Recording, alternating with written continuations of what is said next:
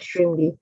If you go to the, if you decide to go to the project manager, good, because the person will be able to give you the stakeholder metrics. Maybe the organization already has one, and they are able to provide you with the stakeholder metrics, and then you can see who the relevant stakeholders are. Also, the users, the end users are very important stakeholders, because at the end of the day, it's really about them. Remember, the scenario is that you have to, like, what Blue Sky wants to achieve is more reach. They want users to use the website. So your users, your end users are stakeholders. They might be internal, external, as they said. So you need to gather information from them. If they are internal, good for you. If they are external, extra work, because now you have to find a way to reach them. You have to go into the database, maybe send out questionnaires to them, prepare questionnaires. And as we know, these are some of the requirement gathering techniques. All right. Another thing you need to do is establish your project goals and objectives very early in the project. Ask that question. What do you want to achieve? What's the goal of this project? So why are we enhancing this website? Why do you want to enhance this website? Or just the solution they have currently, is it enough, or do you think that they need to go ahead with that solution? So as a business analyst, some of the reasons why you are employed is to give feedback, to give your opinion, but don't impose your opinion, definitely. So you need to help the stakeholders see that, okay, yeah, this is something that you really need to do at this time, or this process that you have is working. I don't think you need to change it. But most of the time, the reason why they employ is because a particular process isn't working, and they need to make it work or make it better. So now that you've identified your stakeholders and you've established the project goals and objectives, you need to elicit requirements from your stakeholders, either using interview technique, prototyping, observation, workshop, depending on what you want to use, depending on the project, depending on the size of the project, and depending on the type of the project that you are gathering the requirements for. So eliciting requirements is really asking the relevant questions. Emphasis on relevance, because anybody can ask questions. I'll take questions at the end of the presentation, just in case. You can write your questions down. So you ask relevant questions from stakeholders so that you can get the exact feedback you need, or the exact what you exactly need from the requirement, what you need, what is the important thing that you need from that requirement, because they can give you a lot of information. If you go to an SME, for instance, I've worked with an SME that she knows so much about this particular project, and then if I don't ask the questions that I need, like that are pertaining to what I need for the functionalities of the website, she'll tell me so many things, and it can be very confusing, and I wouldn't get exactly what I need from that discussion. Document the requirements. So now that you've elicited the requirements, you need to document the requirements. So you can either the other day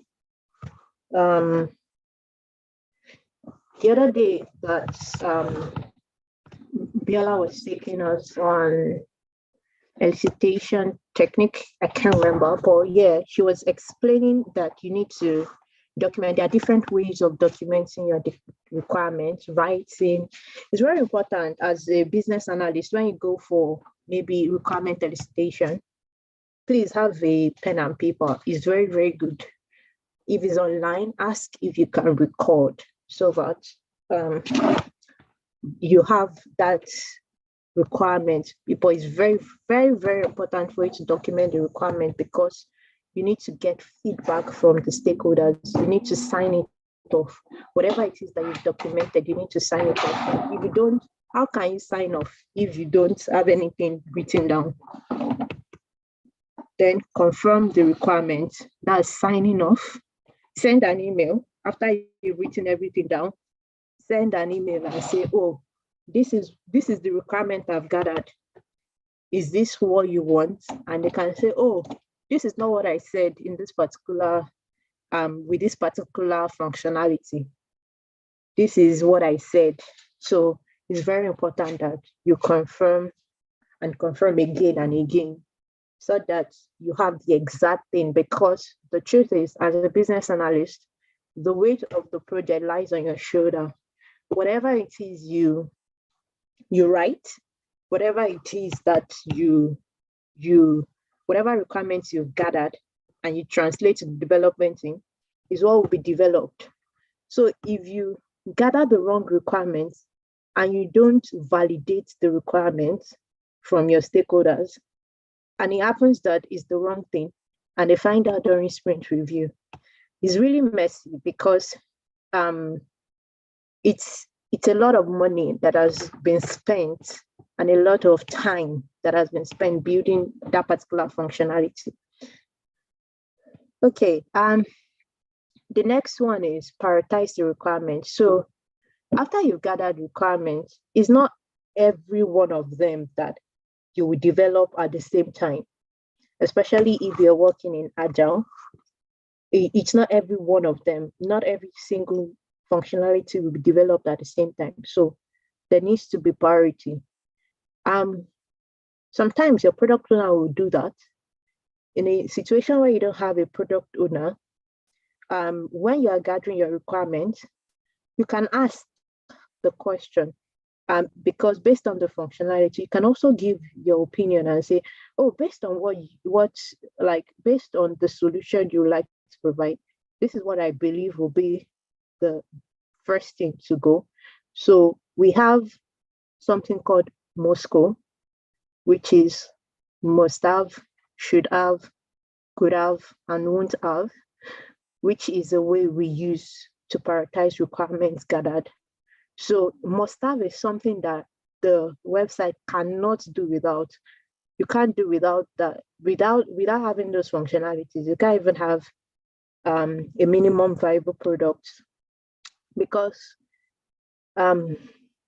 Scrum is incremental, Agile is incremental. So, and if you are developing in Agile, you are producing an incremental project. So for every sprint, which is 2 weeks or 4 weeks, you are delivering a functionality for the website. So even when some products are released while work is still going on in the background, because they already done the minimum viable product, which means that this website is usable, even though there's still development going on in the background. So that's the reason you need to prioritize requirements. It's very, very important. Then another important thing is to never assume. Never ever assume when you are gathering requirements. Don't say, oh, this is what I think the stakeholder said, or this is what I think the stakeholder meant by this particular requirement, or this is what I think the stakeholder wants us to develop. Don't think, please. Always go back and ask. If you are not sure, go back and find out. Ask again and again until you have the right requirement. And always listen. be a very good listener. Yeah, so I saw this online. It's a very interesting illustration of how requirement gathering can go. So this is what the stakeholder or the customer explained. This is what the project leader understood. This is what the engineer designed. This is how the programmer wrote it. This is how the sales executive described it.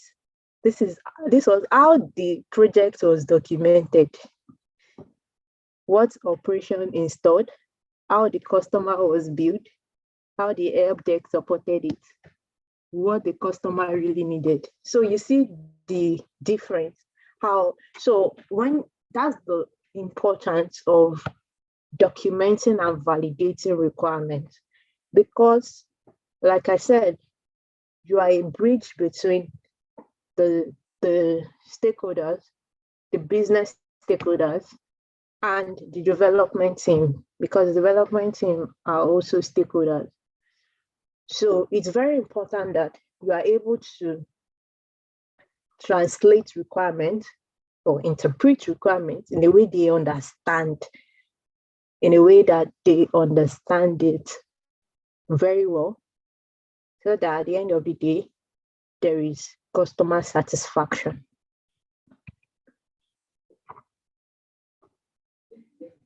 Okay, so there are different stages of requirements gathering.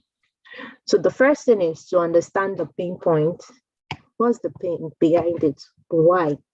You want to understand the why. What's the why of this? Why do we need to enhance Blue Sky's website? What was the current process? What happened? What's really happening? Why do we think that it's not successful? Like the current process is not successful at the time. So you want to understand the pain points. You want to understand the pain behind the requirements. Oh, I want to create a learning platform. Why? What's the reason?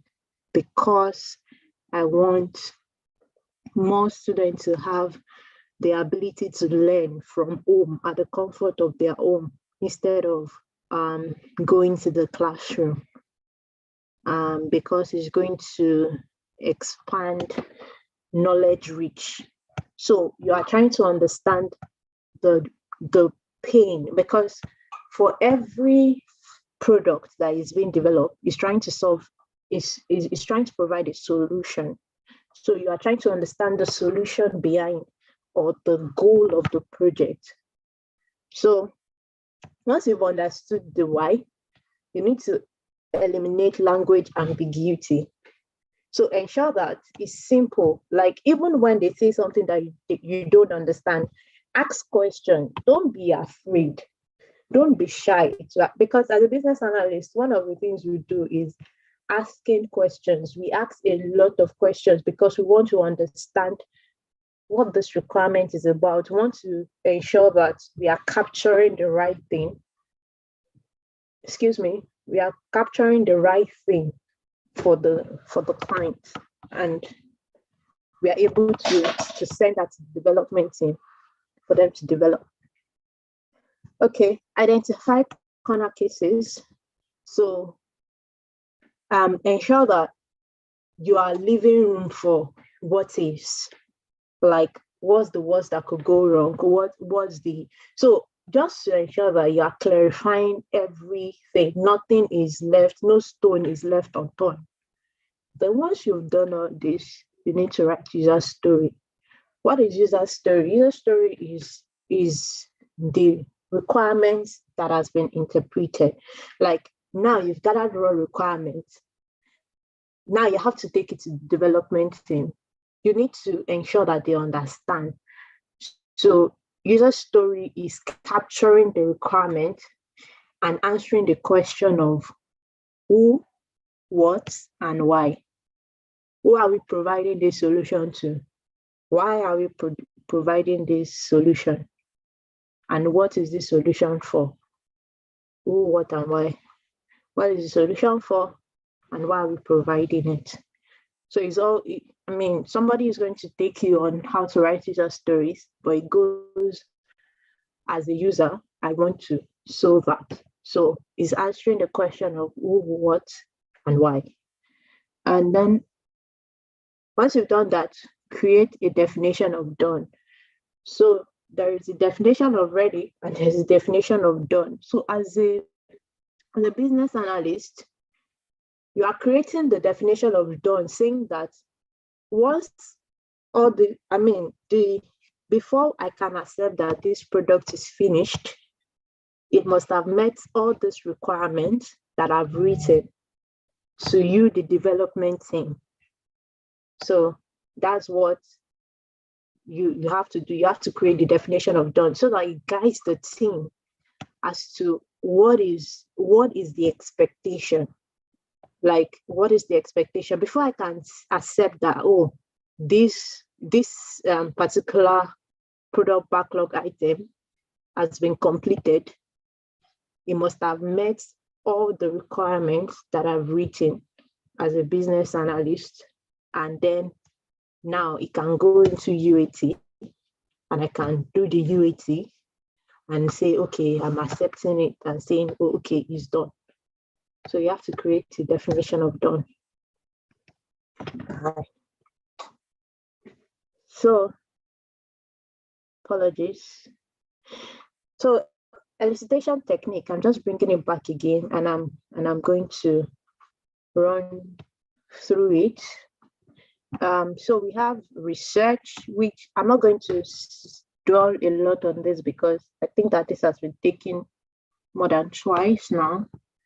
Research, observation, interview, workshop, and prototyping. Prototyping, it's when you, for instance, let's go back to our case study, which is Blue Sky. Timmy has been given the project mandate, Blue Sky, and they said, oh, okay, this is what I want. Come up with something. So Timmy goes back, do a sketch on maybe balsamic, create a wireframe, and then give them a view of how she thinks the website will look. That's prototyping, just for an example. And yeah, so you are trying to show that, okay, this is the similitude, or this is a sketch of what the final product will look like. Does this work for you? Or you can also use case diagram to say, oh, this is how the users will interact with the website. Or you can use process mapping for prototyping. So it's up to you. So what are documentations we use in requirement gathering? So first things first, number your requirements is very important, depending on where you're capturing it on. So you can put it in Excel, you can put it in Word, but ensure that you number it. So requirement 001 or 1, requirement 1, requirement 2. So yeah, in Waterfall, we have the BRD document, which is a business requirement document, and requirements are captured in this BRD, and you have to have the requirement numbers. So for the functional requirement, it will be something like FRD 001. But yeah, this is agile, but ensure that, because I think that many of you are beginning to interact with your product owners. So when a product mandate has been given to you, it's important for you to go about doing research. It's very important because it will help you in asking the right questions when you go for your requirement gathering. So stakeholders, especially business stakeholders, they don't have time. Their time is very limited. So you might just get 30 minutes and you want to really make use of those 30 minutes of their time, because you don't know the next time you're going to have the chance to reach them. Maybe you've been chasing them up for like 3 or 4 days or 1 week or 2 weeks, and you have a deadline to deliver this project. So it's important that you carry out research, especially once you know the project mandate, and use that to go into your requirements session. The next one is user story. So user stories answer the question of the who, what, and why. So you have to capture. Now, this is where you interpret the requirement that you've gathered for the development team to understand. So, yeah. Then acceptance criteria. Acceptance criteria is usually written in behavioral-driven development language, or called Gherkin syntax. Is written as given when then, because the reason for this is it's easy for developers to understand it, as well as business stakeholders to understand it. So it's like a development language, but it's written in simple English, so that both the developers and the business stakeholders can understand what is written. So now it is your acceptance criteria is what the developers will use to develop this particular product. So they are looking at all the requirements that you've written. So like giving I'm a user, when I click on then this was happened. So your given is you are introducing who the person or what the product should, you are introducing the user.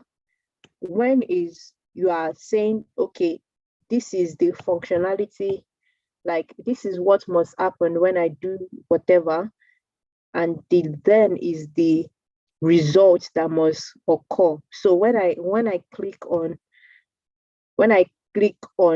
K on my laptop, then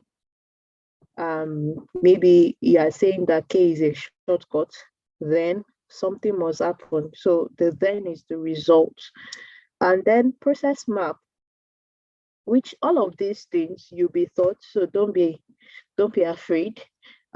User stories, acceptance criteria, how to create process map, use case, wireframe, you all be taught each of them.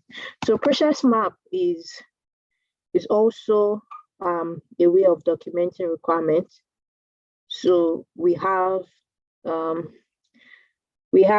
the swim lane, whereby you can show the connection between the user, the system, or several departments. So in Blue Sky, we use Visio to capture process map, but there are different tools that you can use to create process map. So your requirements, you interpret it or document it in process map. So we have the high-level process map and the low-level process map, which will be further explained. So use case diagram, like I said, is very easy because it gives visual to the stakeholders. They're able to see how the users will interact with the system, So yeah, I don't want to go deep into any of this, because they'll be taught, they'll be explained properly. The wireframing is like you are sketching what's the design or some of the functionalities of the website and showing it back to the stakeholder. All of these can be used to get validation, or you can use it to validate your requirements from your stakeholders. Then you have requirements catalog, which you can use to keep your requirements, the requirements you've gathered. Yeah.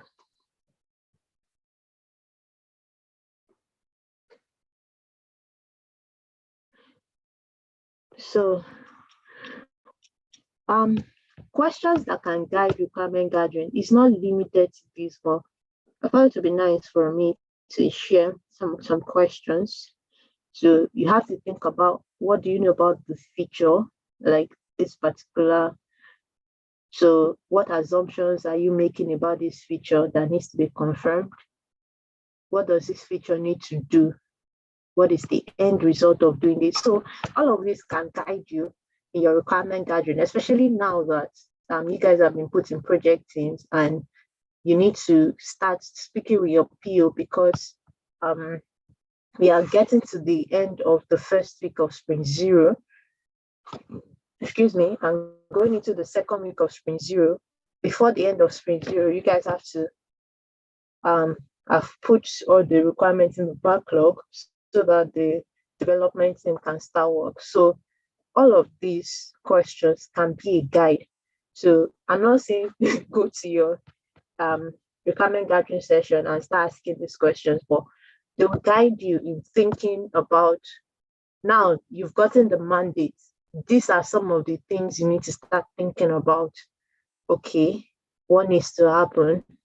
What if, like, think about the worst thing that can happen so that it helps you. Like, it helps you, you can ask the stakeholder or your PO in this case, which will be your PO, that, okay, what if this, like, so you cover several scenarios. You cover several scenarios and it helps the stakeholder also. For instance, say, oh, I never really thought about that, because in your requirement gathering session, if you go to the stakeholders with ideas, it actually helps. I'm not saying impose your ideas, but ask the question. Okay, for instance, the person said, I want a learning platform. Do your research, do competitive market analysis, like which learning platforms are there. Okay, we know the very popular one, Udemy. Udemy is a strong competition. Look at what Udemy is doing. Look at this particular website that you are trying to enhance. Maybe it's an enhancement, or maybe you are starting from scratch, because you can be working on a greenfield project. Greenfield project means is new. It has not been developed before. Enhancement means you are just enhancing a particular project or a product that has been developed previously. So you are just enhancing it.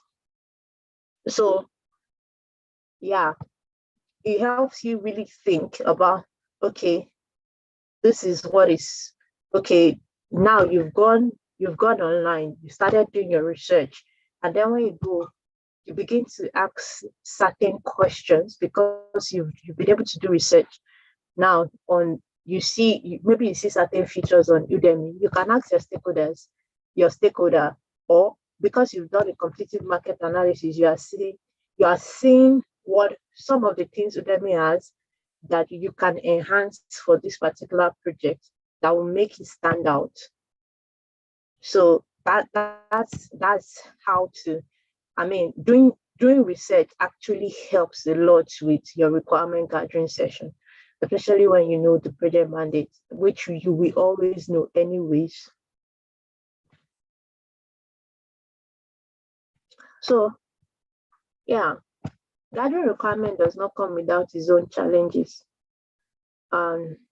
Yeah, some of them are undocumented processes, especially for an enhancement project. For instance, going back to our scenario, which is Blue Sky, they already gave Timmy the project mandate, but when Timmy came, she discovered that none of their processes have been previously documented. Now she's banging ahead and thinking, oh my God, how am I going to go about this? And yeah, so it can be very, very stressful when you don't have, like, when companies don't document their processes. So you have to start from the very scratch, from the very, very beginning. Um, Another challenge that you might face is conflicting requirements. So more than one stakeholder, maybe two senior stakeholders wanting two different things and wanting them to be priority can be very, very frustrating. like you're banging your head, you're like, you guys, can you choose one? But you cannot say it in their face. So it can be very, very challenging that they're having conflicting requirements. So one person wants this, the other person wants another thing completely. And both of them feel like what they are bringing or what they are saying is a priority. What they want is a priority. Another is focusing on visual aspect rather than on functionality or the functional requirements. So this is more like the user interface is important, but it's very important that user have great experience. Imagine you go to a website that has a very wonderful aesthetics, but when you get to the website, you are clicking on something and it's taking you forever before you can access what you want to access. It can be very frustrating. Some stakeholders choose to focus on the aesthetics and forget that there needs to be functional requirements, like there needs to be the right requirement or how users will experience that website is very, very important. Then communication problem. Yeah, so for instance, you are gathering requirement from people that you don't really understand their language properly, or maybe you don't understand their accent properly, or they are making really ambiguous statement. Maybe the requirements are really technical. What do you do in situations like that? It can be very, very frustrating and challenging. But there's no challenge without solution, right? So so these are some of the challenges that it's not limited to all of this. There could be more. Yeah, but these are some of the challenges that they might face when gathering requirements. Yeah, so some of the solutions are for the undocumented process, speak to the key stakeholders and SMEs. Who are SMEs? They are subject matter experts. So these SMEs we know. So I'll give an example. I was working with an insurance company, and then we're trying to create a new software that will make life really easy for people. I was a BA on that project, but we gave it was an external company that was building the software for us. However, we don't have the underwriters do not have processes documented, the processes they go through. So we had to speak with a lot of subject matter experts to understand what are the key process, because they have a lot. So everybody has what they do. Everybody has what they feel like should be right. So we had to find out what's the right process. So we had to speak to SMEs. SMEs are great resource, but remember to know the questions to ask, because they know so much, so they can throw you off guard. They can throw you out of the exact requirements you need. So after that, we had to now document those processes and do the ASIS mapping. So ASIS is how the software currently works, and then create a to-be mapping, which is the future state of how the software will work. So yeah, that's a solution to undocumented processes. For conflicting requirements, so these are two powerful stakeholders. Just make suggestions and then prioritize, because sometimes they don't know. You are the business analyst, you are there because you're an expert. So there might be conflicting requirements, and then everybody is saying, oh, my requirement is a priority, mine too is a priority. You are the one that is gathering the requirements. So you know, they're giving you the project mandate. You already seen the vision of the project, because you have to envision the project as well. So you know what should go first, and come with your facts. It will make your life really easy, because when you are giving them facts, you're not, remember, you're not imposing your opinion, because you need to get their feedback as well. So, but you can point them in the right direction, because you can say, oh, okay, based on the vision of this project, here's what I think should go first. Because if you want to achieve an MVP or a MVP, this is what I think should go first. And then you wait for their feedback. Or most of the time, they will sit back and look at it, and then, yeah. But in a very tough situation, sometimes they might still have you might still be faced with this challenge. Speak to your line manager, explain all that you've done and how you have been able to try, but they are still hell bent. And your line manager will most likely be a senior stakeholder as well. And then you'll be able to resolve that. But yeah, ensure that before you go to your line manager, try out everything. Ensure that you have explained with facts and figures, and then you can, if there's a need to escalate, then you can escalate it.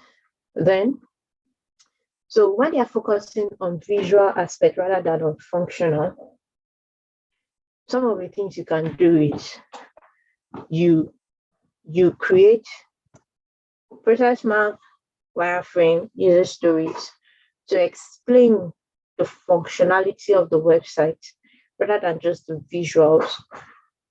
Also explain to them what the consequences of focusing on visuals would do rather than the user experience. Because if you don't focus on the functional requirements, you cannot get the most out of the website. You just have a fine website, but it's not functional. And if you're saying that based on our scenario, which says that we want more people to be able to use the website, or want more visibility for the website, of course, the UI is good, which is user interface. It's very good to have a really nice user interface.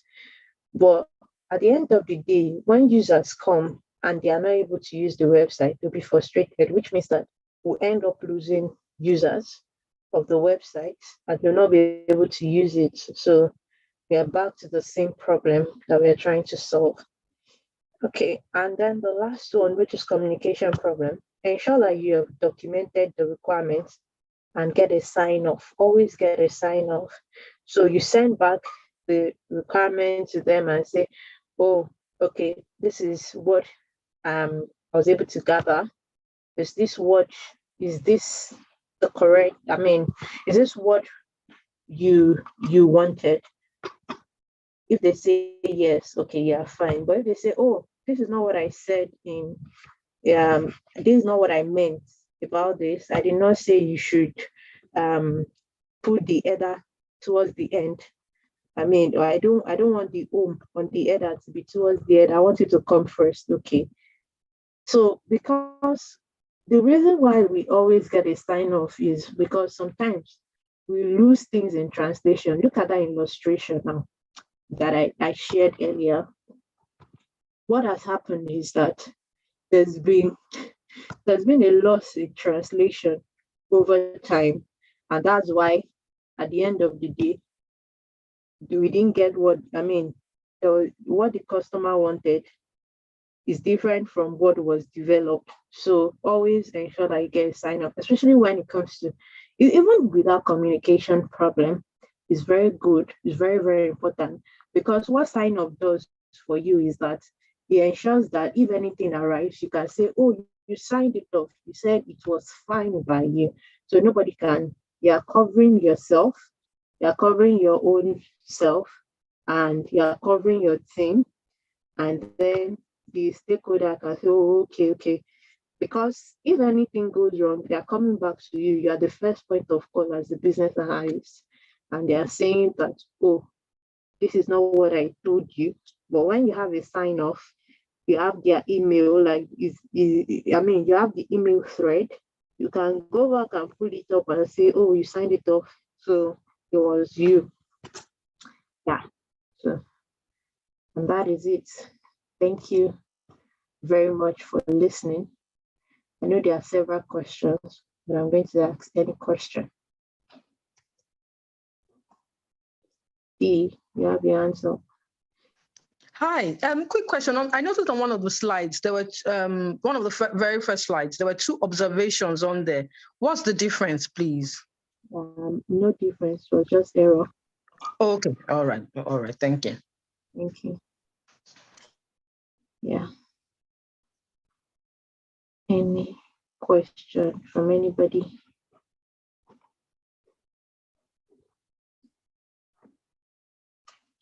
Timmy. Hello. Yes, I have a question, please. My name is Dapo. Hello. Hi, Dapo. Okay, hear you. Okay. Yeah, you seem to speak about website design in your illustrations all the time. Is that all that BA does? Is it only on website design, website enhancement, or I don't know? Or what of if a company wants to expand? Or they're thinking of expansion in other areas, or maybe product development and all the rest. Would there still be any need for the importance of BA in such places? Thank you, madam. Yeah, that's a very good question. Thank you. To be honest, the business analyst can work anywhere. The reason why I used the enhancement was because of the illustration I used from the start, where we use Timmy as a case study. Like, she came to Blue Sky, so I didn't want to deviate from that. But yeah, as a business analyst, is not your job is not limited to website design or website enhancement. You can work on any project at all. You can work in the health industry. You can work, so there are different. Sometimes they employ a business analyst for just process improvement. Sometimes they employ a business analyst for chain delivery. Sometimes they employ, so they can employ you for different things. They can employ you because a company is expanding and they need your expertise to come on board. So it's not necessarily just the website development, or yeah, you can work in construction. In construction, they need a business analyst. You can work anywhere, any industry at all you want to work. I hope I've answered your question. Yeah, thank you very much. Thank you. Welcome. See me? Yeah, hello. But ask, are there attributes of a good requirement? How do I identify the attributes? Well, you are the requirement driver, so you are the one to get the best requirements, because it's your question that drives what a good requirement will end up being. Do you understand what I mean? So that's why I said that, for instance, if you're speaking to a SME, you have to be sure of what you want to get out of that discussion. If not, the SME is going to say a lot of things and you might not get a good requirement. Of course, there are bad requirements, but you are the driver, so you are the determinant of getting the best out of the requirements session. Have I answered your question? Yeah, need to ask a question based on what I want to get from the SMEs. Yeah. So not just the SME, any stakeholder. No, any other, yeah, stakeholder. Yeah, but sometimes we ask a lot of questions that you don't know if asking is really necessary, but you just want to ask. No, just ask questions. As a BA, you don't just ask questions. Every question needs to be very intentional, and that's why you need to do your research before going for your requirements gathering, especially for the first project. So, for you guys now that you've been added to a team, some of you, your project mandate is on your team. I would have said, okay, why don't you look for that website if it's available, and then start looking into it and seeing, and then start searching for other websites that are similar. So when you are meeting with your PO, you have the right questions. So you are asking the right questions. Like you're asking the exact thing that you need for development of that particular product or that particular project. Do you understand what I mean? So we don't just ask questions anyhow as BAs. Every question we ask is very intentional and well thought out. Yeah. Rose. Yes, please. I have 3 questions. Let me Okay. start from. No, that is not hard. No, it's not hard. Let me start from the most recent one.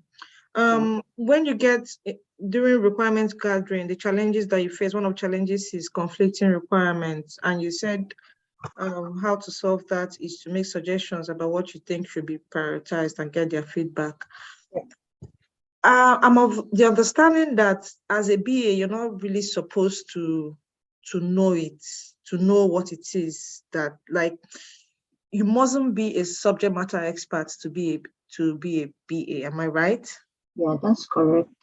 So then, how am I able to make suggestions to these people that are seemingly the subject matter experts? Like, how am I the one making suggestions to them on what I think should be prioritized? Okay, that's a very good question. Let me just quickly respond to that before I forget. Yeah, but that's a good question. So here's the thing. You've been given the project mandate, right? Yes. You don't necessarily have to be a subject matter expert, because although you will end up being a subject matter expert after working on the project for some time, because people will be coming to you. Now you know the processes. You are working on something from the scratch. So now you are involved in the processes. But here's the thing. So you've been given the project mandate. You need to understand the project mandate. So now the goal of the project becomes your goal. That's your focus now. So as they are giving you, because before you go into requirement gathering session, you must have gotten the project mandate. It's very important. Or if you don't get, maybe sometimes your requirement gathering session will also be the first time you are seeing the project mandate. It's important for you to understand, but I wouldn't advise. So your first meeting should be about the project mandate. What's the project about? So the next time you can say, oh, is it okay if I send you some emails, or is it okay if I send you some questions, if I have questions, or you can schedule another date so that you can understand the requirements properly. And then the next time you are coming, you have questions. And then when you're having conflicting requirements, you already have an understanding of where this project is going or what this product wants to achieve. Oh, apologies. 1 minute, please. Let me just plug my laptop. Okay.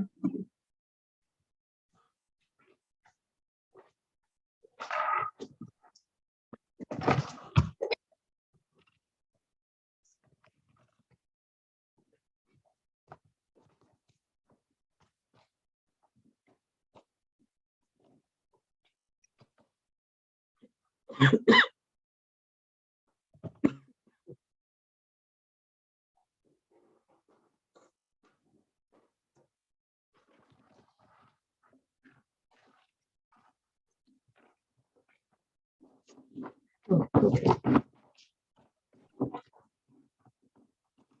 Yeah, so I do apologize for that. As I was saying, so you need to, you already have an understanding of where the project is going or what the project wants to achieve at the end of the day.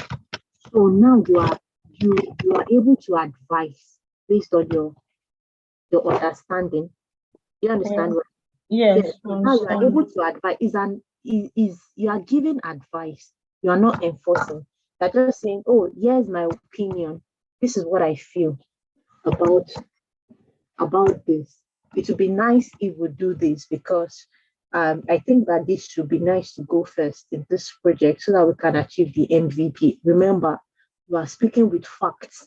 You are not just saying, oh, this is what I think. Yeah. Yes. So your next question. Um, Can I answer that question? Do you understand what I mean? yes, I understand you. Do research before you go into the requirement gathering so that you're able to ask questions or make suggestions. Yeah. Yeah. Okay. The stages of requirement gathering, the third stage is to identify corner cases. I didn't really get what you mean by corner cases. Yeah, you don't necessarily have to follow like 100. These are just examples, but yeah, it's just ensuring that you don't leave any stone unturned. Like you are thinking about scenarios that can happen, what can go wrong. Okay. You are thinking about what could go wrong so that you can cover all those scenarios that are not spelled out. Yeah. The requirements you are thinking about, because as a business analyst you think really far. Like as you're doing your research, you are thinking about what's the worst case scenario. So what happens when maybe something breaks down, or what happens when something is broken. I'm just saying Risk and mitigation. Yeah, so something like that. That's exactly what you're supposed to do. Yeah. Okay. Thank you. That's all. The other question was answered when you answered the first one, so I didn't ask. Glad, It's I'm again. glad I did that. All right, thank you. I thought you said your question was not added, but it's fine. Hi, Wumi. That's all. Thank you very much. Two questions. First one, it's on documentation. When you were discussing about wireframe, I didn't catch what you said, but all I'm aware is wireframe is a tool. Can you be And- muted? Sorry, someone was speaking. Okay, let me just mute. All right, continue. Sorry, Yeah, I not was, all right. it was conflicted. I couldn't. It's okay, I'll start again, no problem. So while we were discussing on documentation, obviously we talked about requirement gathering, process mapping, user case, and wireframe. So on the wireframe, I think I'm confusing wireframe with Swimlane. And a Swimlane is a tool that you use it is a visual aid as well to show, I think they use a story, but I'm kind of mixing wireframe and Swimlane together. Can you differentiate between the two, please? That's the first question. Let me answer your first question because going to be there, so I don't forget. Yeah, so Swimlane is also process map. Wireframe, however, is like a sketch of what the product will look like. So now there is so in those that do UI UX, I don't know if you've heard of them. They have the low-fi and the hi-fi. The hi-fi looks completely like the website, while the low-fi looks like a sketch of what the final product will look like. Yeah. So here in Blue Sky, we do lo-fi a lot because we are not UX designers, and the point of doing a wireframe is to also give visual representation to, aside our business stakeholders, we need it for our developers as well, so that they can have an understanding of what we've written in our user stories and acceptance criteria. So it helps them as well to visualize, okay, this is what you've written. So this is the visual representation of what you've written in your user story and acceptance criteria as a big. Yeah. So process map, Swimlane process map, same thing. And then wireframe is on its own, but they're all visualizations. So Well, thanks. Second one is not a question per se. It's just you used the term when you were discussing regarding when a product has been delivered. So presuming when a client, enrolls our service to deliver, say like Blue Sky Citadel, presuming it's never been done before. Because yeah. what we're doing is enhancing. If it's in existence, then we're enhancing the existing features that it has. So we're just enhancing. So in a situation where it hasn't been done before, use the term for it. What did you say? What did you call it? I said it's a greenfield project. A greenfield project. Okay. Yeah. So it's not been done. So now you have to think from scratch. Yeah, which is very interesting. I think some groups, Beta and Upsilon, are going to be doing a greenfield project. They are going to be doing it from scratch. You don't have any sample, you don't have anything. It's going to be very exciting. So if you're on that team, congratulations to you. I'm glad I'm not on that team. So what are you trying to say? Our project that is existing is not exciting. I'm glad I'm not on that team that has to start from scratch. You're being biased, though. That's not fair. No, I'm in that team and I'm glad. She's just trying to make them feel better about themselves, about what they're doing. Okay, but it's good for them. I'd rather be in the team that hasn't done it before, because they do it from scratch. They he hasn't existed, so they will never forget. We too will never forget anyway. No, but the truth is that this enhancement is not going to be easy.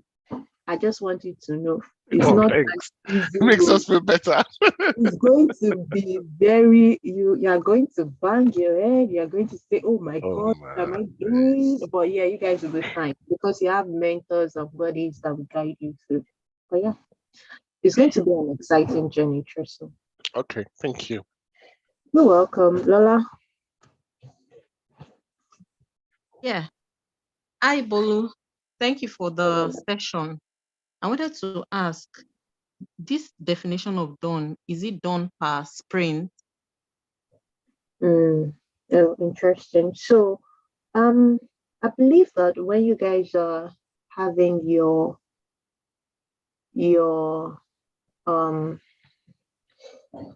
apologies, my brain is reading. But yeah, when you guys are having your meeting, your first meeting, you guys are going to have that discussion with your team and say, okay, this is going to be our team charter. And when you are determining your team charter, you have to determine your definition of ready and definition of done. So it's not per sprint, but whatever it is that you guys have said that this will be our definition of ready and definition of done has to be so throughout the project. Okay. Except you guys decide to review it. Okay, and it is derived from the acceptance criteria. Yeah. Okay. So, the way it is done in Blue Sky is, as a BA, you have your definition of ready and definition of done. As a QA, you have your definition of ready and definition of done. I'm not sure SMs have that, but yeah. So whatever you define as, so what you are saying is, for QAs now, they will say, oh, before they can accept to put this particular story into sprint, you must maybe have a wireframe, you must have acceptance criteria. For you as a BA, what you're looking out for is that, okay, the developers and the QAs, they understand, they've been able to develop this product to my satisfaction, so I can say, okay, this product is done. But when you are doing UAT and then there's a bug, you see that maybe your requirement said the header, the on the header should be to the far right. The home feature should be to the far right on the header. And then when the developers developed it, they put it on the far left. And when the testers tested it, they didn't raise that as a bug. You can't accept that product because to you it's not done. That product is not done because it doesn't meet the requirements you've written. It doesn't meet the acceptance criteria you've written, basically. But yeah, it's from your requirements, basically. Yeah, that's it. Yeah. So your definition of done, you derive it from your requirements. Yeah. Okay. Thank you. You're welcome. Ade. Yeah, Ade. Hi. Hello. Hi, Ade. Hi. My question is about the Greenfield project. Yeah. Right. What I just want to understand is, because the previous person that took on the lecture said every sprint has about 2 weeks to a month to be completed. Fine. So this is my question. With this Greenfield project, can you go back into it every time and every now and then? Is it possible? When you say go back into it every now and then, what do you mean? Okay, I'll give an example. Okay. So, when they started recording, when they started giving the vaccine, the COVID vaccine, the website has a particular pictures that will, because I used to work there, so it has a normal picture. So when we actually maybe like 3 months or 6 months later, yeah, we realized that it has been changed. Okay. Like certain things have been changed. So I'm just thinking, because I knew that completely it was a Greenfield project, because I've never seen that kind of a system before. Yeah. So I'm just came to my mind now that can you go in and out from the kind of any project that is being done? I think I understand what you mean, even if you are not asking the question, right?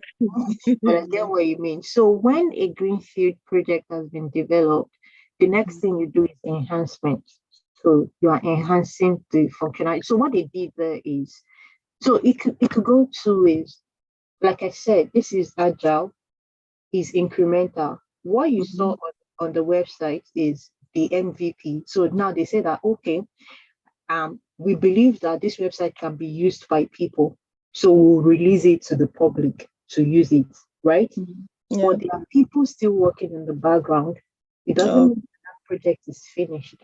You get, so there's enhancement. Most project, like at my company, we have phase 1.0, which is the MVP, which we release. Then there's phase 2.0, phase 3.0. Do you get? So there's enhancement. Enhancements can go on till forever. Okay. Greenfield project is something you're building from scratch. Like you don't, like, it's never been in existence. You're building it from scratch. And it's not only in websites that you do Greenfield projects. You can do it anywhere, like construction, anywhere, any organization where a BAE. So they are telling you that we want to change our entire process. And the process that they want now is not even that. They want a new process completely, because they feel like, oh, this old process, we can't enhance it. We just need something new. So you are doing it from scratch from the beginning. That's what Greenfield project is really about. So, but Greenfield projects can be enhanced at all times as they go along. So one more question, please. Are you Oliver Twist? It's just a story. Like you said that that who can sign, just as a question, that who can sign up the sprint? Must it be a stakeholder or just a product owner? Sign up the sprints. How do you mean? You know, when the project has been completed, like what you said in the last slide. Oh, yeah. Completed. So must it be the stakeholder or a PO? So your PO is also a stakeholder. So stakeholders, we have the business stakeholders and we have stakeholders. So your development team is a stakeholder. Your PO is a stakeholder. The CEO of the company is a stakeholder. So, but it's always the business stakeholder that sign it up and say, okay, yeah. So you do review, you do sprint review in Agile. At the end of every 2 weeks, we do sprint review, and then we say, okay, this is what we've been able to develop for this week. These are the functionalities. If it's a development, I mean, if it's a website project, because I think I'll be making a lot of references to website development, because that's what you guys will be doing mostly. Yeah, in this organization that you've been employed to, because you guys have been employed. So yeah, that's once there's release, as long as the end users, they've done the user acceptance testing, which is they've checked that, okay, this website is working as we requested, all the functionalities are fine, we don't have any issues, which is most likely, I mean, it is rare that they don't come back with some enhancements. It's very rare that end users will not say, oh, we want this, we don't like where this is located, and that like that. So yeah, so as long as the business is happy, the business stakeholder is happy, and they say, oh, okay, I'm happy for us to release it. Or however, who facilitates releases is your PO and your Okay. PM, if you have a PM on the project. Because not in every project you have a PM. You might just have a PO. So yeah, the PO facilitates release. So yeah, that's how it goes. Anyways. Thank you. I just want to say something. Nothing is like cast in stone. So all of these things I'm explaining is like the way it works. But you can get to an organization and they might have a different working system. Don't say, oh, because this is what I learned, I'm not going to follow process. So yeah, you have to be flexible as a business analyst and understand the processes that the organization follow and follow them. All right. Thank you. You're welcome. Mohammed. I just want to ask you, please, based on your experience, Yeah. the project mandate, is it like a kind of like just with your experience, because you have like different what's it called, stakeholder, or so is it like a kind of standard document, or sometimes maybe like even maybe the people that want something, maybe they want a website, probably they don't actually know what they want. So does it happen like that sometimes? Very much so. Many times they don't know what they want. Sometimes they don't know what they want. And it might be a documentation, and it might just be your your product owner can just say, oh, Mohammed, I want an enhancement project. This is the vision I have for it, and that's the project mandate. So you might not necessarily give you a document and say, oh, this is the project mandate. So in your different groups, if you check, you will see the information of your group and you will see your project mandate. For those in Upsilon and Theta, your PO sent the project mandate today. So yeah, so pretty much that's how project mandate works. It might be something of maybe 1 or 2 lines, but that's the vision of the project. And it might just be like you go into the meeting and they say, oh yeah, I want to build 5-story building, and yeah, so you are the one to, so the project mandate is, oh, we want an estate, and then we want different houses to be in that estate, like that. So that's the project mandate pretty much. Yeah. And please, secondly, I just want to ask you, like, just as a practitioner, like, because you said, like, business analysts can work across field, and how do you cope as an analyst with all this new jargon? Like, how do you go about it apart from talking to SMEs? When you say jargon, what do you mean? Do you mean how to gather requirements? Is that what you're asking? Yeah, what I'm saying is, like, like different field with different, word, jargon. Like you might even maybe when they send you, let's say like project mandate now, the jargon there, you may not even know what they are talking about. Let's say like this. That's very good. Yeah, that's very true. So here's the thing. Don't stay in silence. So my first job and my current job are both in insurance. The first job I got, there was a lot of insurance talk, but I had to ask questions. So as a business analyst, you can't be quiet. If you notice what I did now with you, I had to keep asking so that I understand what you meant. I didn't make assumptions for you and say, oh, this is what you mean, or this is what I think you are saying. So, for instance, you have probably a line manager that you can always ask and say, oh, what do they mean by this particular thing?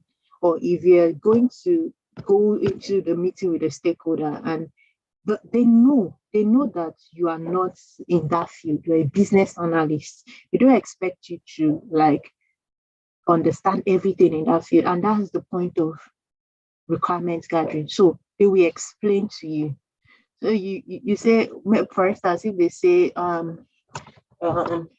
let me look for one. I can't really think about any insurance language right now.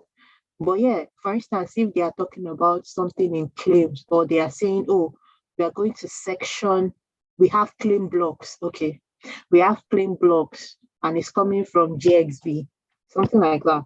Now I've never heard what's GXB? What's that? That jumped at me during the requirement section. And I say, oh, excuse me, Mohammed, could you explain what claim block is? What is it about? Oh, claim block is this. This is how it works. Ah, interesting. And how does it affect the GXB that you mentioned? So, oh, this is how it works, and that's it. So you have to ask questions, whatever you don't understand, even if they give. That's why I said that you have to do away with ambiguity as much as possible. Ensure that they break it down so that you can understand the requirements, and at the end of the day, everybody gets a good product. Does that make sense? Yeah, thank you. Kachi. Good evening. Thank you for the lecture. I want to ask a question, and I have a scenario in mind. I wanted to, like you're doing enhancing a website for a person, and the website is they have a form that they have to fill. Mm-hmm. Yeah.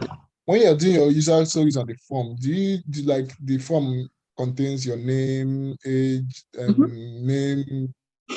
That's stuff that on the form, maybe name, where you're from, address. When you're doing the user story, yeah, for the maybe they want to change the form, or they want to change how the form looks like, or add something, or they want to change the form entirely, but on their website, also the form. When you're writing a user story for such a thing, do you like do a user story like, because when you're doing the Morse code, do you do like for each of them, like name must have maybe age must have one by one, each of them? Okay, so for Morse code is different from users.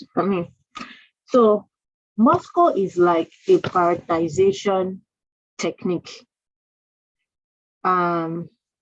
User story is the breakdown of your requirements. So you are using Morse code to prioritize. You're using Morse code to prioritize your requirements. So which requirement should go first? So for your question, however, as a business analyst, you have to be detailed, especially when you're writing to the, please, if you are not speaking, can you be muted? Thank you very much. I appreciate. So for when you're writing your acceptance criteria to your to the development team, you have to be as detailed as possible. You can't leave any information out of it.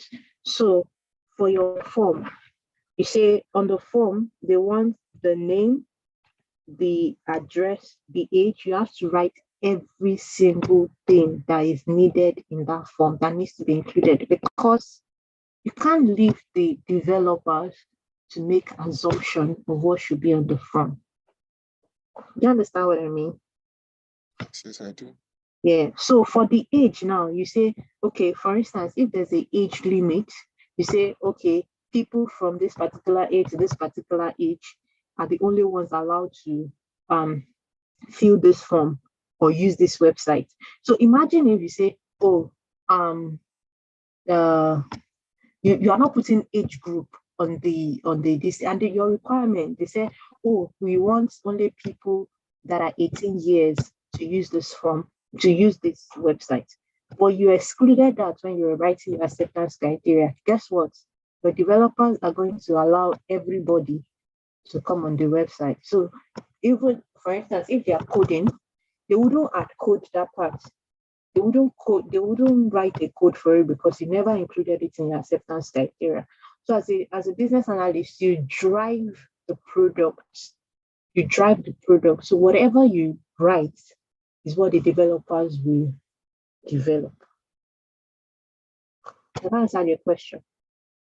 Yes, thank you very much. Yeah, is a very interesting. We write a lot here. So we write a lot. So yeah. All right, Simon. If I Simon, I don't know which one to address yours. Yeah. Hello, good evening. Good evening. Do you prefer Simon or Ifeanyi? Ify is simple. Oh, Ify. Okay, that's good. Yeah. All right. My question is, what's the difference between use case and user case? Because that case, I've never heard of user case, but I've heard of use case. So okay, me coming into asking the question is because I have like a conflict between someone that is telling me that he went to interview and then they asked him about a user case. User case. Yeah. So, and then I was trying to understand what it is, because I don't know.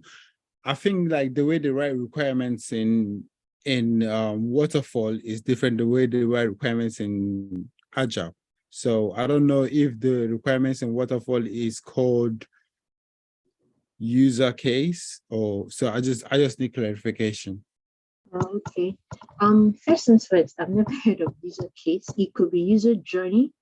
I've heard of, maybe that's what the person is referring to, user journey, which is, of course, the way they write capture requirements in waterfall is different from how they capture it in Agile. In Agile, we capture requirements using user stories and acceptance criteria, in which we put in our backlog, like we create a product backlog item for each of the requirements. In waterfall, it is documented in a business requirement document, although there is the user stories and acceptance criteria, but it is not written as given when they most times. So it's just a documentation, it's captured in a documentation. However, we have the user journey, which is also captured in your user story and acceptance criteria, but you can map it. You can map it in. So there is the user journey map, which what you are trying to explain is this is how the user's journey will go using this particular product. So they log into the product, they enter their username and password, they submit, the system verifies, like that. So user journey. So you are explaining the journey the user will need to take to be able to use that product on the website, how the user will interact with the website. Use case as well shows how the user will interact with the website using a use case diagram it's called unified, oh my God, I forgot. Yeah, is UML. UML. Yeah, UML. Unified Modeling Language. Yeah, Unified Modeling Language. Thank you very much. So, yeah, it shows the interaction between the user, how the user will use the system and how the system will respond. So there's an interaction between the user and the system, and it doesn't go into details. Like use case diagram are really high level, but when you present it, it's something that the stakeholder will be able to understand, because you're going to be presenting and say, oh, we have the primary users and the secondary users, and it should still be taught. So I don't want to go into it and confuse you guys tonight, because that will not be fair. But yeah, it shows interaction between the system and the users as well. So that's what it does. That's what I know it does, but I've never heard of user case. I will research that, and if I see anything, I'll come back to you. But I've never heard of user case. I've heard of use case, I've heard of user journey, I've heard of user stories, but I've never heard of user case. Maybe the person was referring to user story, or maybe the person was referring to user journey. But yeah, it could happen. Okay, I've answered your question. I think you've answered it like 50%, but because my next question is it might go deeper. So I feel like I should leave it out till we continue on the progress, and then. Oh, okay. It might go deeper into use case. Is that what you're saying? Yeah, because Okay, I'm thinking, because I've watched the videos on YouTube, so I'm trying to figure out what's the difference between the waterfall and the agile way of writing user stories. Okay, so like I said, in agile, we write user stories and acceptance criteria captured in our backlog, like maybe our software development tool. So we call it product backlog items. In waterfall is captured in a document called business requirement document. It's always mostly large, where you put in the business rule, you put in the functional requirement. So the functional requirement are the requirement that will make the system function. Then we have non-functional requirements, such like, oh, we want the speed of this system to be blah, blah, blah. So the functional requirements are like the major features on the website. The non-functional requirements are the ones that are like, oh, this is how the speed of this website must be. This is the time, this is the response time we want, and all of that. Those are non-functional requirements because they are not features. They are just backend stuff that affects the use of the website. Do you understand what I mean? Yeah. So it's always captured like that. So yeah, with several numberings. So you write maybe FRD 001. Then for the non-functional requirements, you write NFR 001, like that. So yeah, it's different. The capturing of requirements is like the way it is interpreted is different, although both waterfall and agile have user stories and acceptance criteria. They are not just written the same way.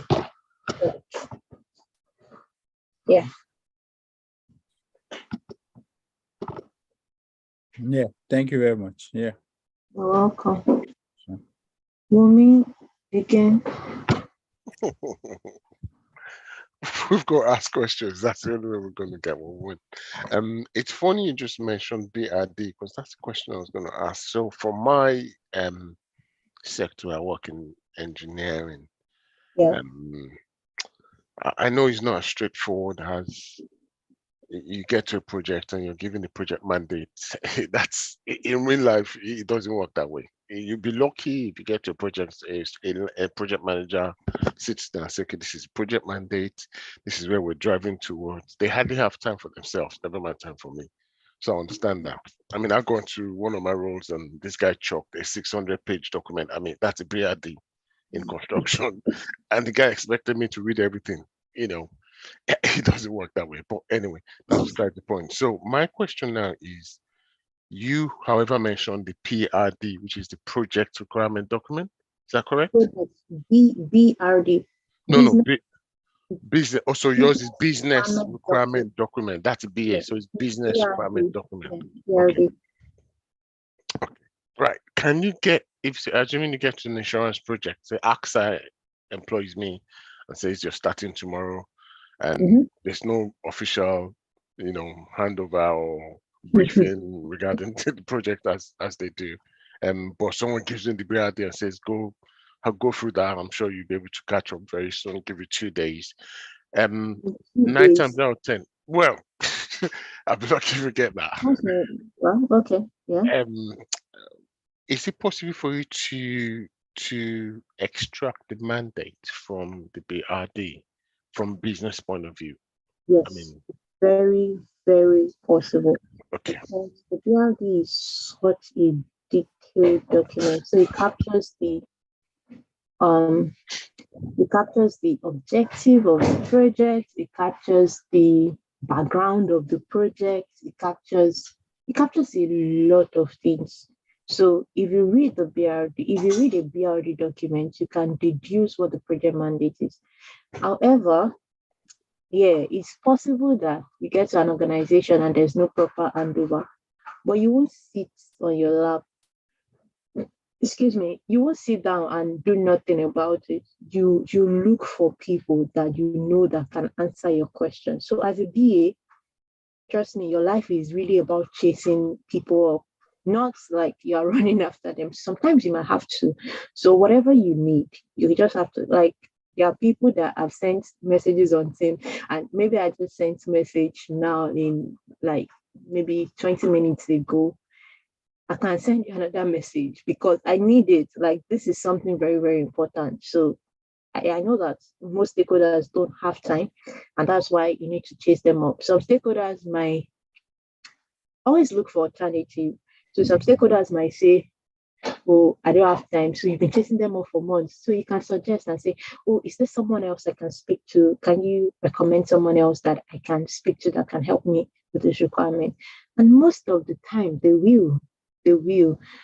Or sometimes you say, oh, can we quickly have a 10-minute chat? So that's why I said that good luck finding the product sponsor. You might never speak to the product sponsor. I've been chasing a guy since before Christmas. He only just responded yesterday, Thursday. Exactly. Since before Christmas. Oh yeah, I know what you mean. Yeah, so there are times that you might need to throw in alternative for them. So make them feel, oh, I know that you're very busy, but is there, like, can you recommend me to someone else? Like, you have like maybe an assistant I can speak to. You get, so sometimes go through their PA as well. If they have a PA, I mean, it's about building friendship. It's not just about gathering requirement. That's not where your job starts from. As a BA, you need to build, because you are managing stakeholders. You're managing them. You will need to learn how to communicate with them, massage their ego, get what, because you need this thing to keep going on. I'm not saying worship anybody. No. You just have to know how to be a people person. You have to build your people skill. Very important. You can't escape it. You can't escape building skill. I mean, building people skill. So if you like, you can make friends with their PA because you need these things. So you can find this time slot for you and say, like, one of my mentors, she was giving an example of when she joined a particular company. She was chasing this particular stakeholders for months, and is a very important stakeholder. Is a senior stakeholder, is the only one that can give this information that she needs. And then for months she was chasing after him. She couldn't get him. And then she went to his PA and then built friendship and asked, oh, the PA was like, it's very busy, but I have a 30 minutes time slot. You have to be always prepared. Prepare your questions. Don't just go. Someone like that now, imagine you go there and then you are saying, like you're not asking the right questions, you can't get the most out of that meeting. Do you get what I mean? So always go with your questions, be ready, be ready. You might not have 100, but from your conversation, if you start the conversation well, you will drive it so that they will even give you the requirements that you need at the end of the day. Do you understand what I mean? So yeah, that's pretty much it. You can get. However, why? Well, all the projects are important, but yeah, I prefer agile. Anyways, this is my personal preference. Cool, sure. Yeah. Second question, quickly. I have a third one as well, but they're short questions. What is your definition of done? Because you touched on it briefly earlier on. That's the end of the sprint. Pardon? Answer that question now. For someone else. Done. Your definition You're of not done. listening. I didn't catch that. I beg your pardon. Okay. You have to pay me to say it again. Oh, I'm joking. But yeah, definition of done has to, like, from a BA perspective, has to be that all your requirement has been fulfilled. Every single one of them.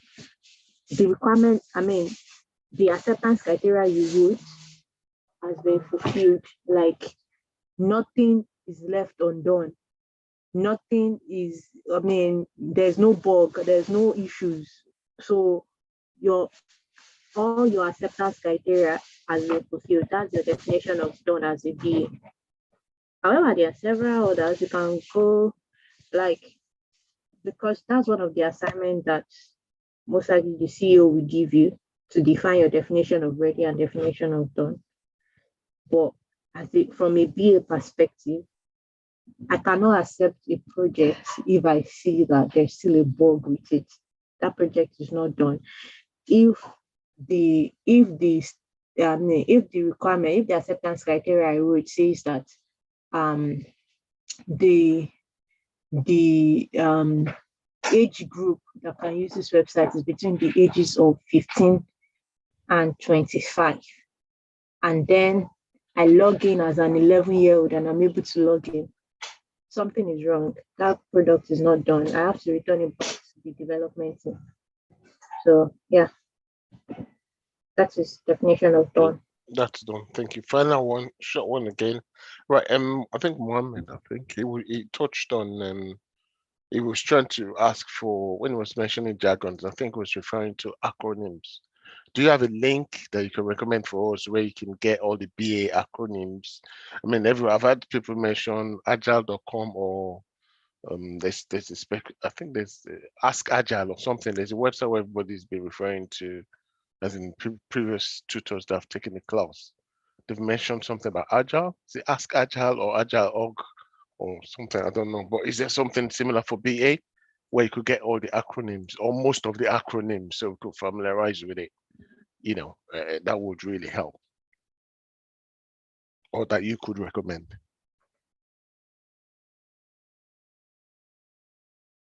Hello? Hello?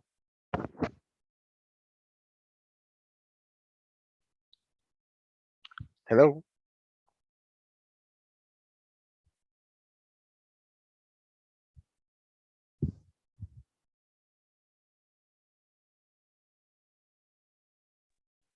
I think she dropped off.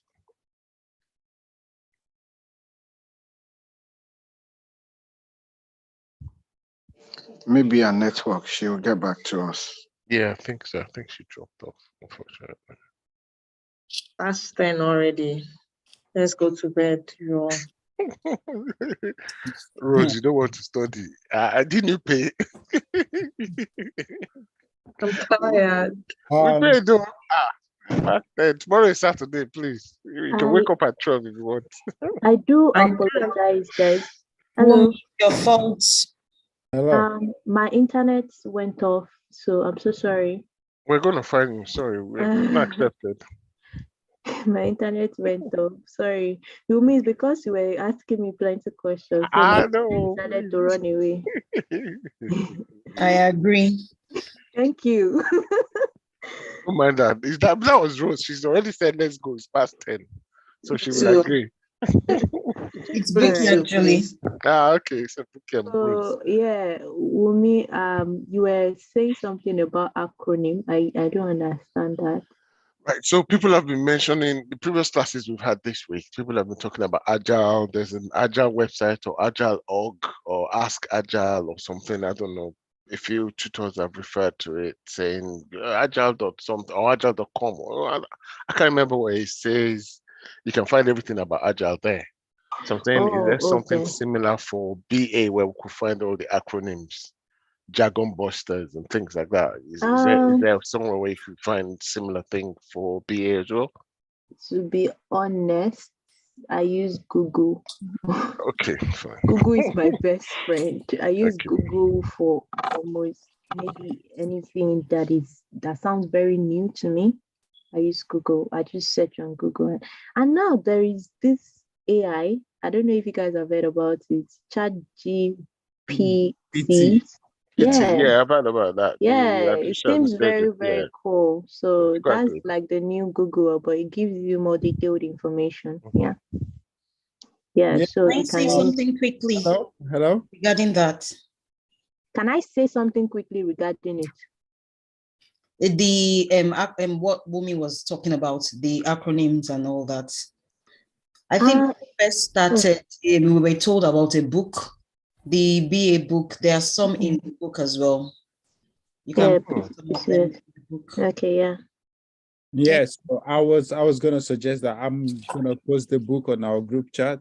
Yeah, please. Thank you. I have the book on my laptop, so I can post it to everyone, so you can have access to it. Thank you.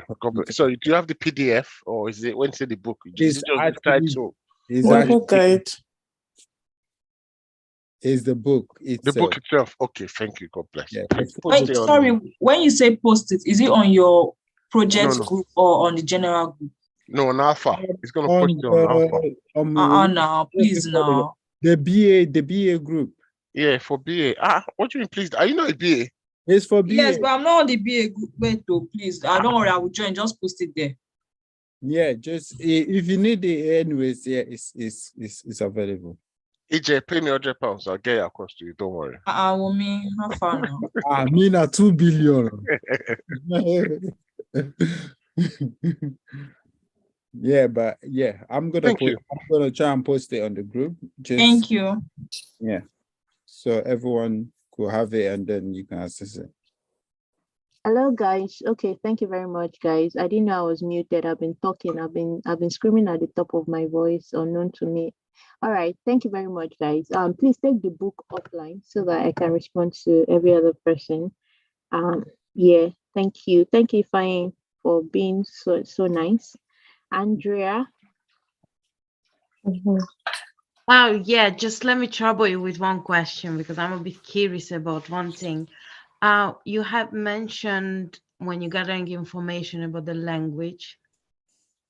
So my question is, did you ever had in your past experience, you struggle to understand your stakeholder or anything challenges come to your past?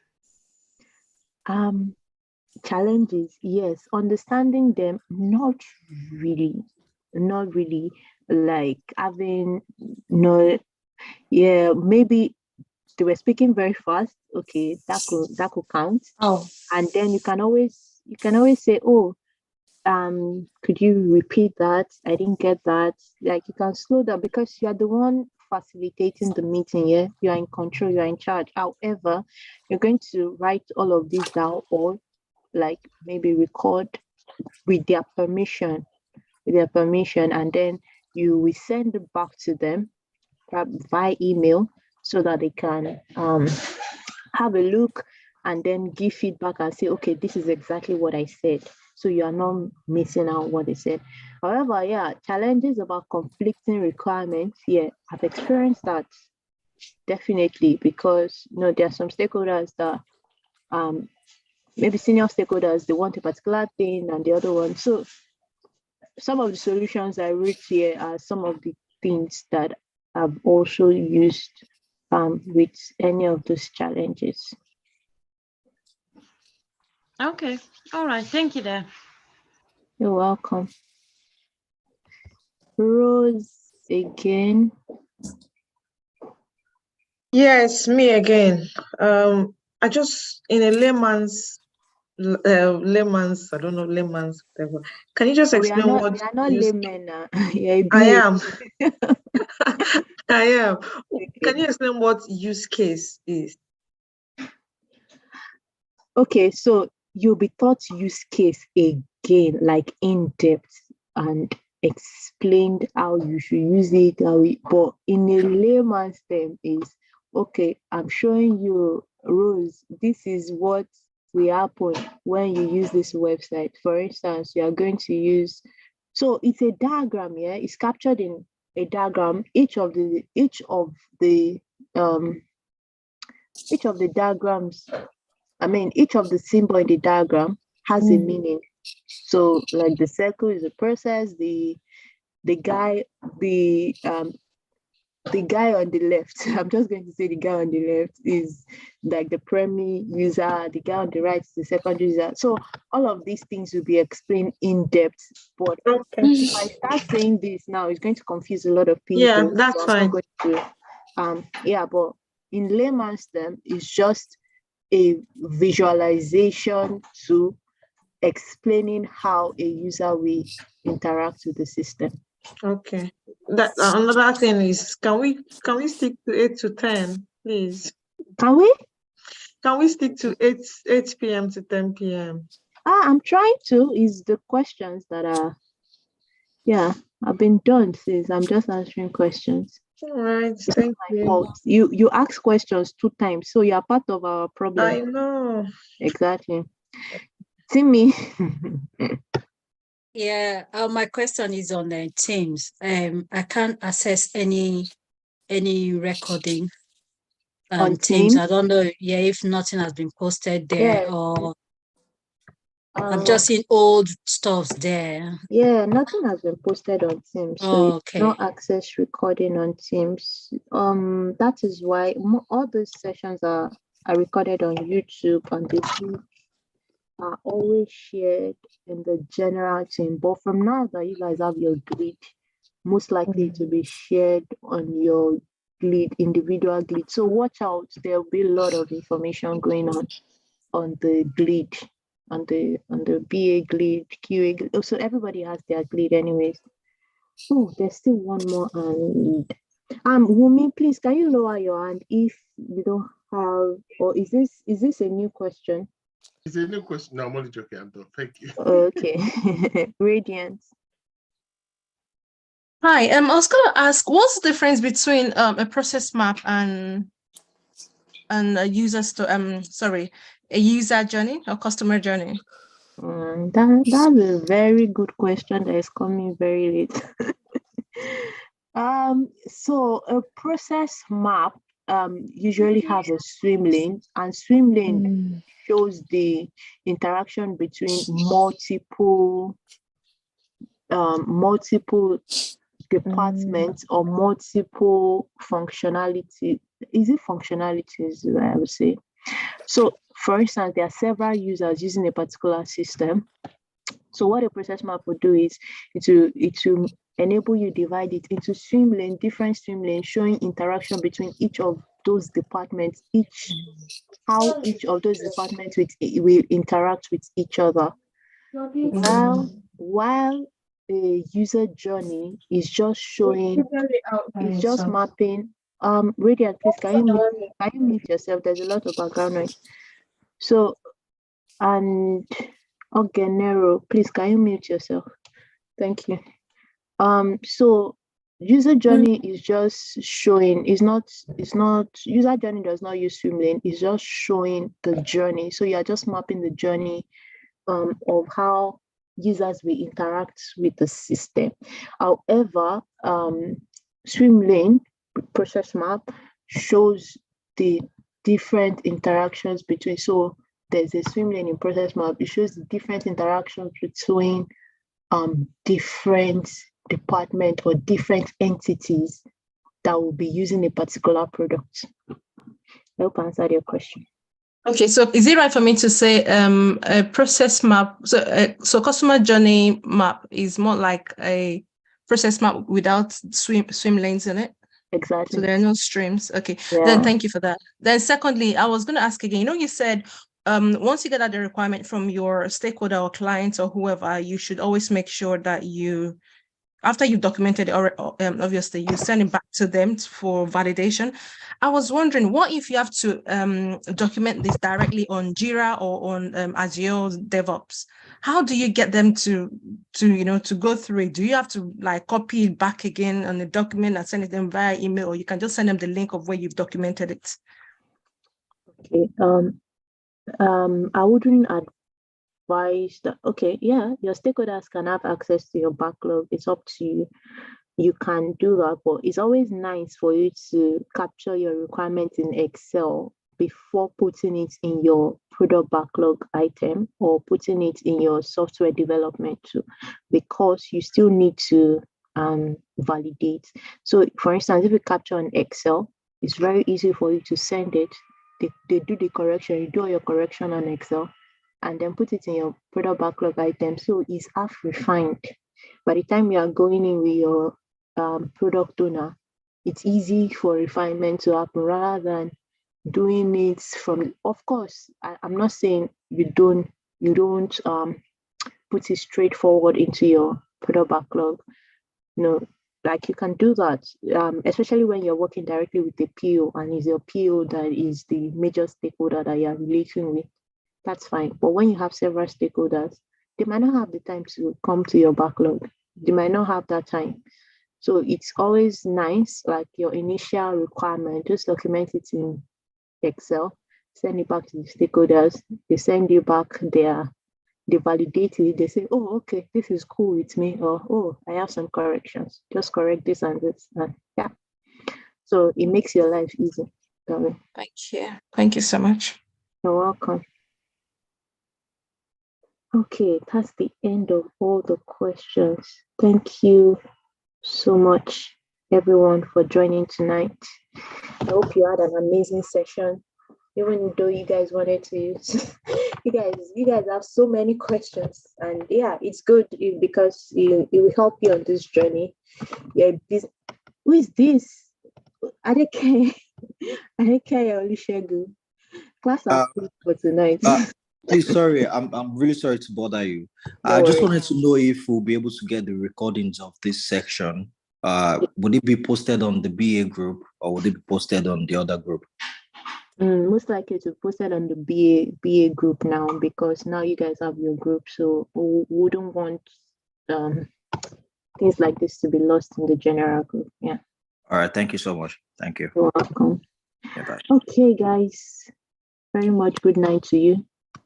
Enjoy your night and have a good one. So, Elder, sorry. Okay. Before you go, is there any program question that you think, was not answered quickly?